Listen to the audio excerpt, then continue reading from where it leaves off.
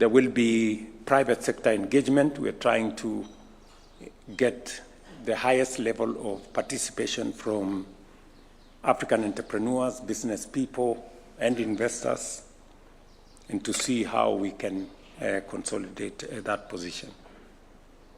I have talked to colleagues around the continent, and we are making very good progress on colleagues that will be attending. We will also host the 4th EAC COMESA SADC Tripartite Summit this year, which is expected to significantly advance the regional integration agenda. Ladies and gentlemen, regional peace and security remains a core focus of Kenya's foreign policy. Stability in the Horn of Africa and the Great Lakes region is inseparable from our own national security, economic prospects, and development trajectory. Kenya, therefore, remains actively engaged in regional and continental efforts to prevent conflict escalation, strengthen governance, and build resilience in fragile and conflict-affected areas. In the Great Lakes region, Kenya has played an active role in efforts to reduce tensions and advance dialogue among parties in the Democratic Republic of Congo. Together with His Excellency Emerson Mnangagwa, President of the Republic of Zimbabwe, I co-chaired several EAC SADC summits, which culminated in the merger of the Nairobi and Luanda processes, strengthening coherence and reaffirming regional ownership of this peace framework. In December last year, I also witnessed the signing of the Washington Accord for Peace and Prosperity between the governments of the Democratic Republic of Congo and Rwanda, marking an important diplomatic milestone. Kenya maintains that international initiatives, including the Washington and Doha processes, must reinforce and remain aligned with a consolidated African-led framework to support sustainable outcomes. In Sudan, Kenya remains deeply concerned by the ongoing conflict and its grave humanitarian consequences. There cannot be any military solution, in my very honest opinion, to that conflict. An inclusive process, a civilian-led intervention that brings parties on board, in my opinion, is the only viable path forward. I have had a candid conversation with friends across the continent, with friends across the globe. I have brought up this issue with President Trump. I have brought up this issue with President Macron. I have brought up this issue with the new Chancellor of Germany.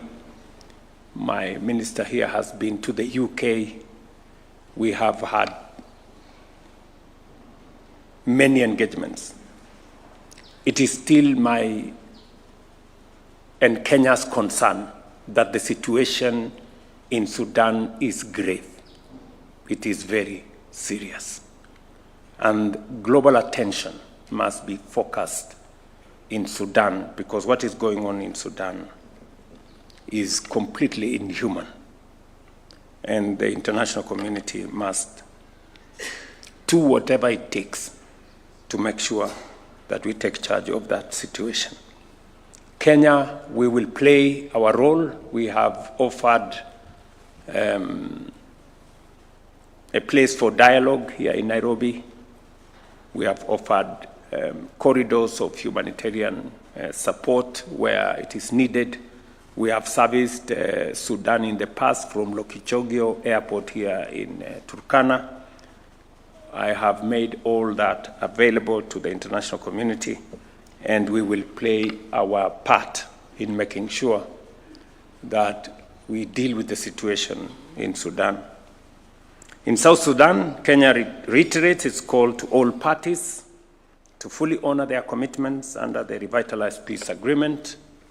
I did speak last evening with President Salva Kiir, and hopefully we will be able to have a meeting later this week or early next week, because the Tumaini initiative that was, in my opinion, a viable pathway towards resolving the issue in South Sudan was sabotaged by political interests. Sudan has finally come back to say maybe we should relook at it again, and I am very open to working with South Sudan in making sure that Kenya supports the peace efforts in that sister country, and we look forward to working with the Troika and all the other partners that are involved in South Sudan. I know there is a feeling by colleagues and partners that everybody is concerned about South Sudan, except you know who. In Somalia, Kenya continues to encourage constructive dialogue between the federal government and the federal member states as the foundation for national cohesion and effective governance. We underscore the importance of predictable financing and a conditions-based transition in the Africa Union support and stabilization mission to safeguard hard-won gains that may go to waste if we do not manage the transition properly. Beyond our immediate region, Kenya continues to contribute responsibly to global peace and security. As lead nation in the multinational security support mission in Haiti, we stand in solidarity with the Haitian people and their quest for the restoration of security, order, and the rule of law. We are now focused on a coordinated and orderly transition of that mission to the gang suppression force, supported by adequate international financing, strengthened command structures, and a United Nations Support Office, measures essential to consolidate progress and prevent relapse into instability. A lot has been achieved, not as much as we would have wanted, but there is progress that had been achieved that needs to be safeguarded, and then whatever needs to be done should be done.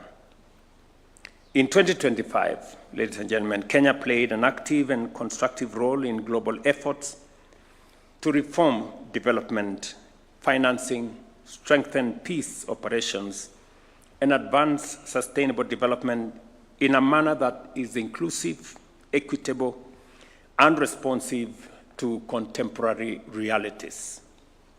At the 4th International Conference on Financing for Development, held in Seville in Spain, Kenya joined the international community in renewing and reviewing progress under the Addis Ababa Action Agenda while confronting emerging global financing constraints.